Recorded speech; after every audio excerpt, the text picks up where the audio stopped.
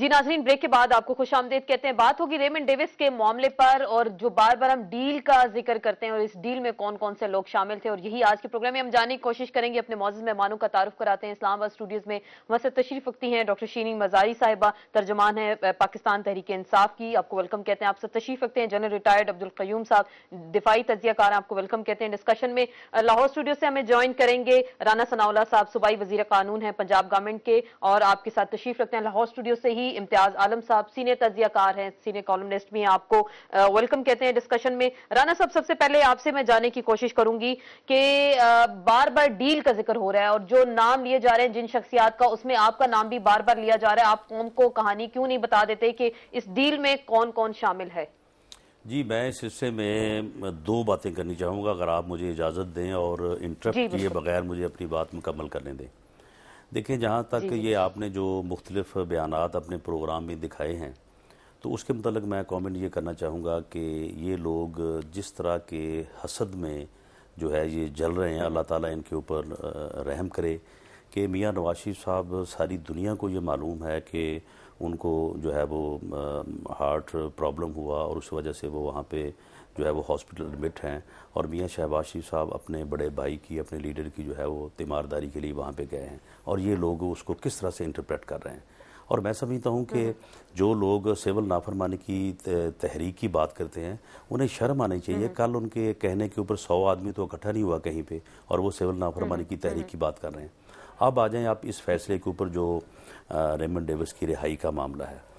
देखें, इस सिलसिले में मैं ये बात पहले वाज़ेह कर दूं कि मेरी जमात और पंजाब हुकूमत न सिर्फ हम इस फैसले से मुतफिक नहीं हैं, बल्कि हमारी भी यही ख्वाहिश है, जिस तरह से इस मुल्क के करोड़ों और लोगों की ये ख्वाहिश होगी कि इस तरह से नहीं होना चाहिए था, काश इस तरह से ना होता। जो मकतूलीन के लवाहकीन हैं, वो अगर उनको पैसे चाहिए थे या उनको अगर इस किस्म की ज़रूरत थी, तो वो कौम से ले लेते, वो हुकूमत को अपील करते, वो मुखय्यर हज़रात को अपील करते, लेकिन ये उन्होंने जो किया उन्होंने मुनासिब नहीं किया। लेकिन अगर उन्होंने जैसा कि ये सब बात सामने आई है कि उन्होंने खून बहा या दियत ले के कातिल को माफ़ कर दिया है, तो ये कानूनी तौर पे जो है ये उनको इख्तियार था। पूरी कौम इस बात के ऊपर मुतफिक थी। जब यानी रेमंड के ख़िलाफ़ मुकदमा दर्ज हुआ, तो क्या ये मुकदमा पंजाब हुकूमत ने दर्ज नहीं किया? ये लोग आज जो तनकीद कर रहे हैं उस वक्त भी तनकीद ही कर रहे थे। क्या उसको गिरफ़्तार नहीं किया? क्या उसको यानी इन्वेस्टिगेशन करके उसको गुनाहगार नहीं किया? क्या उसको 4 लाख पर जेल में बंद नहीं किया? अब उसके बाद जब भी हमने ये पॉइंट उठाया था, प्रोसिक्यूशन इतनी कमजोर क्यों थी? जासूसी के इल्जाम में आप लोगों ने उस पर कुछ नहीं किया। इंसदादे दहशतगर्दी की खसूसी अदालतें मौजूद हैं, वहां मुकदमा हो सकता था।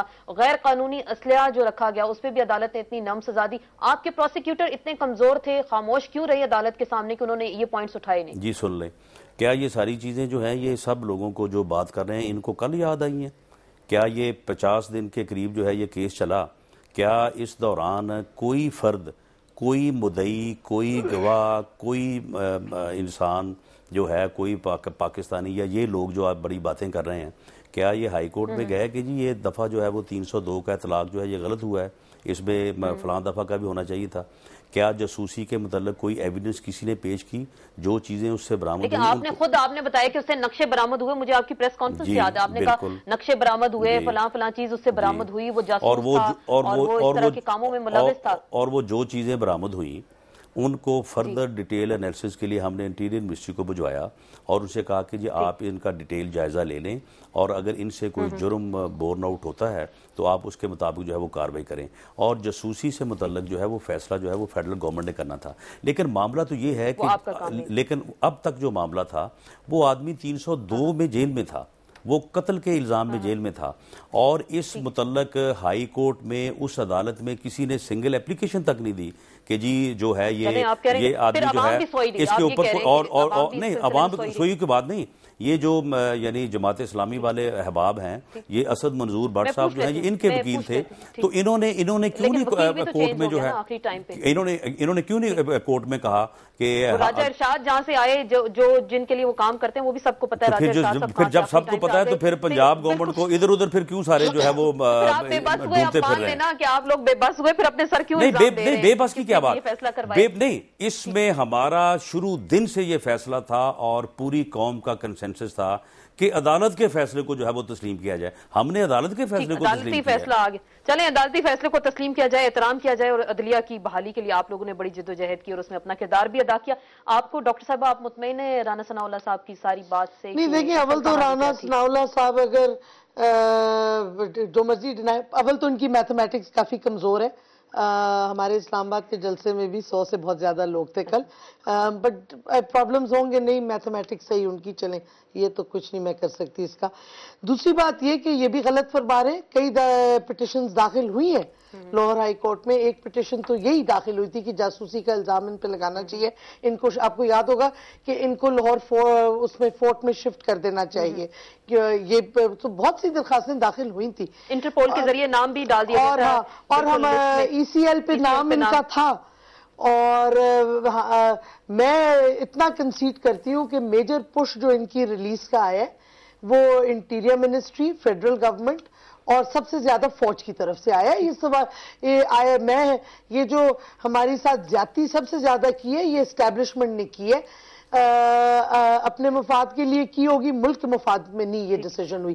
لیکن جو میرا پہلے دن سے کنٹینشن ہے، اور رانا ثناء اللہ اگر میرے پہلے سٹیٹمنٹس بھی پڑھ لیں اور میرے کالمز بھی پڑھ لیں، میں نے پہلے دن سے یہ کہا تھا کہ یہ جو ایشو ہے یہ دہشت گردی کا ایشو ہے، کیونکہ Raymond Davis as an individual نہیں ایکٹ کر رہا تھا، پاکستان امریکن گورنمنٹ کو ریپرزینٹ کر رہا تھا.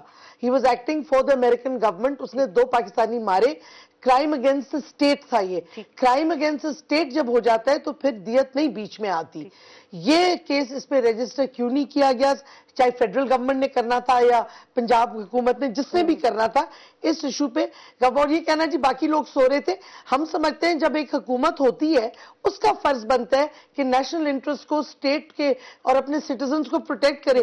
یہ تو کوئی ایکسپلینیشن نہیں دے رہے رانا صاحب کہ اگر ہم نے نہیں کیا تو اور لوگ کر لیتے، تو پھر آپ چھوڑ دیں، پرائیویٹائز کر دیں حکومت، تو سارے سٹیزنز پھر اپنا خود ہی لک آفٹر کریں گے. پروسیکیوٹر بھی پیش نہ ہو، باہر کے وکیل آئے، مطلب اسٹیٹ کس لیے ہے، گورنمنٹ کس لیے، ٹیکس پیئر کے پیسے سے ان کی تنخواہیں کیوں دی جا رہی ہیں. امتیاز عالم صاحب آپ بھی ساری گفتگو سن رہے ہیں، ہم نے کچھ ذکر کیا تھا غیرت لابی پلس جو لبرل فاشسٹ ہیں کہا جا رہا ہے، ان کے درمیان بھی ایک لڑائی کھڑی ہو گئی ریمنڈ ڈیوس کے معاملے کو لے کر کے. آپ کو کیا لگ رہا ہے کہ واقعی اس معاملے میں سیاست چمکائی جا رہی ہے اس وقت؟ دیکھیے مجھے معلوم نہیں کہ آپ علم کی کمزوری ہے یا کوئی اور وجہ ہے کہ لبرل فاشزم کچھ نہیں ہوتا. لبرلزم جو ہے